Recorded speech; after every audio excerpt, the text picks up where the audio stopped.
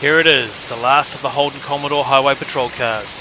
In this video we find out where it came from, what damage it's had, and if it's even a good car.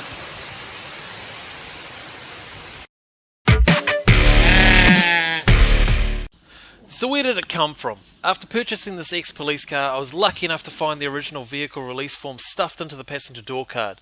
From the information on it, we should be able to get some clues. So going through the VIN number, W is the country code for Germany, O is the manufacturer code for Opel, and V is the make, in this case Vauxhall or Holden. For vehicle specific information, Z denotes the model, ZB, Commodore. M is the luxury code for LT, 6 tells us it's a 5-door hatch, and C tells us that it was fitted with a 2-litre turbo engine. J is the year code for 2018, and 1 is the plant code for Rüsselsheim in Germany. And finally, the last 6 digits is the serial number. Also included is the ship-to-dealer destination, Holden, New Zealand, Auckland, transported by Belgian logistics company Renus Logistics. The car left Rüsselsheim for the port of Antwerp via train on April of 2018, and after transferring to a car carrier, completed the 25,000 kilometre trip to New Zealand.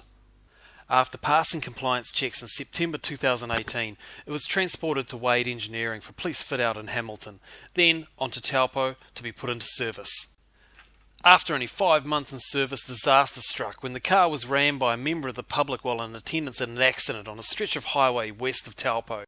After repair, it was put back to work and then moved to Tokoroa policing until it was retired a few years later and sold at public auction, complete with check engine lights that would return when accelerating.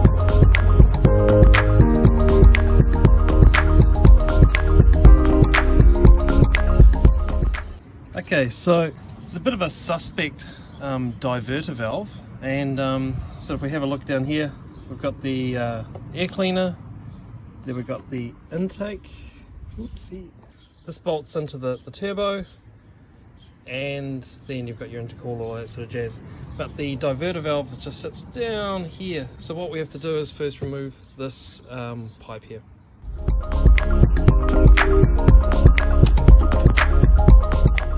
We have the, this is the diverter valve. So what we have to do is to remove those 3 hex nuts, and then we're able to pull it out and give it an inspection. This is the diverter valve, we'll just unplug it.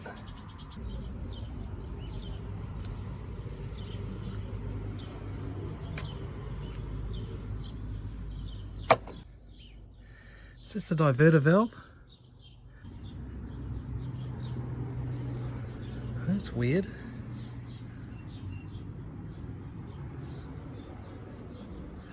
Kind of some material stuck there. Don't know what that is. Okay, so what I'll do is I'll give it a clean, see if that improves things. Alright, so we'll give it a clean, pop back in.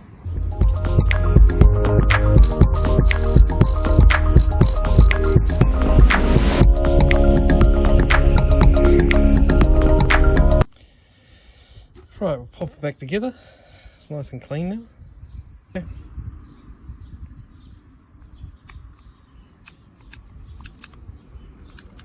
Definitely feels a lot freer than what it was before, so that's cool. See if that actually makes a difference.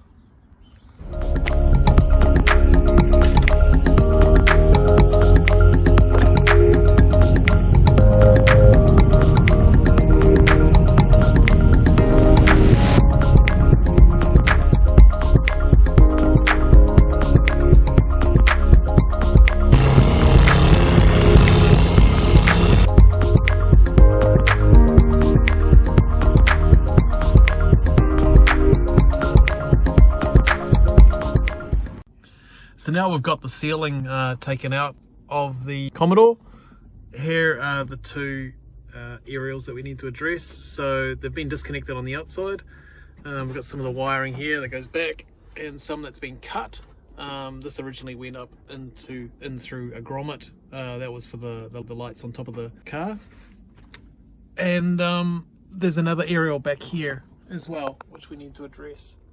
So what we're going to do is we're going to snip this off, take all that wiring out because we don't need it, remove these three nuts here, remove the attachment from the outside of the vehicle, and then we're going to use panel bonding material to bond a steel plate over here, and that will seal it up just nicely. And on the outside we'll use body filler and a little bit of paint to finish it off.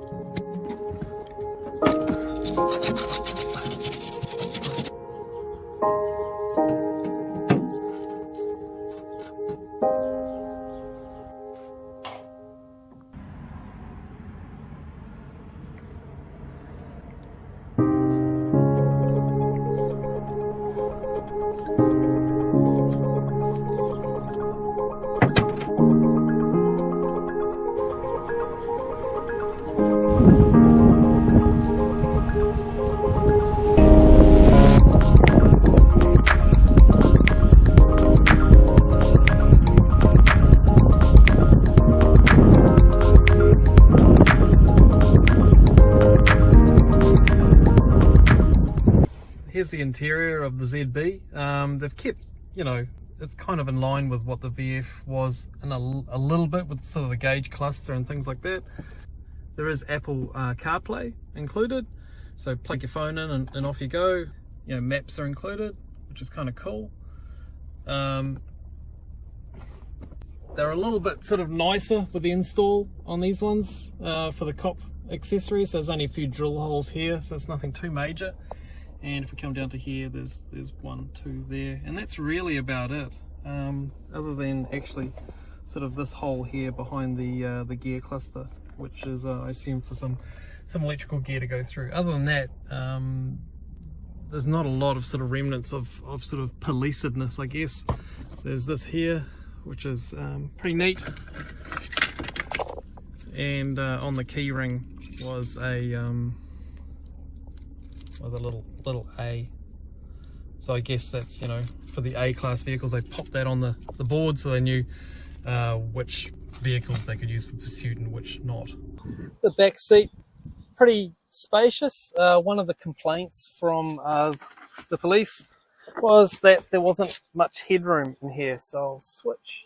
So I'm about 6 foot tall, 180, and my head is almost touching the back here. So if you imagine some of these big hefty cops or perpetrators sitting in the back seat, you go over a bump and yeah, it probably is a little bit close. So in the boot, once we take the floor out, this one here, not the dog, there's quite a spacious. So in the boot, normally civilian cars will have a space saver spare tyre. Because it's a police car, they have to have a full size wheel. I guess so if they get a puncture, they can then change it, then get back into the pursuit or whatever they're actually doing. And because it's normally for a space saver, it won't accommodate a pumped up tyre. So these are deflated, and the something else which is included with the car, strangely enough, in an evidence bag, is a pump for pumping up said tyre. It plugs into the cigarette lighter. So that's pretty cool. On the floor of the boot, there are the instructions on how to change a wheel.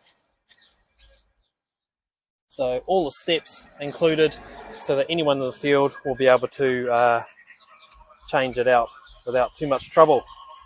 Another thing which is interesting about these ex-cop cars is this panel isn't normally here on a civilian one. So in behind this panel here is where the auxiliary battery would sit. Kind of neat.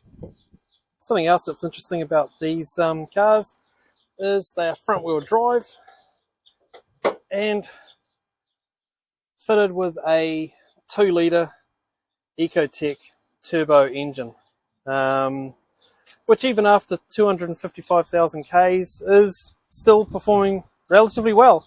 I haven't had any problems with it really, other than the thing that I fixed, which has been an issue since I got it. So it was really cool to sort of find that particular problem. But other than that, she just goes and goes and goes. I guess it comes down to it.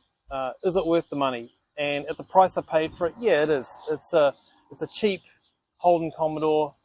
It's late model, fairly lowish Ks. Takes driving, no worries. Suspension's great, engine's great, the technology's great. It's got auto parking. It's got Apple CarPlay, all that sort of good stuff. So bang for buck, I'd recommend it. If you're like a Holden diehard and you can't get away from sort of rear-wheel drives and all that sort of jazz, and maybe it's not you, but for me it's all right, eh? So yeah, I'd recommend it. Sweet.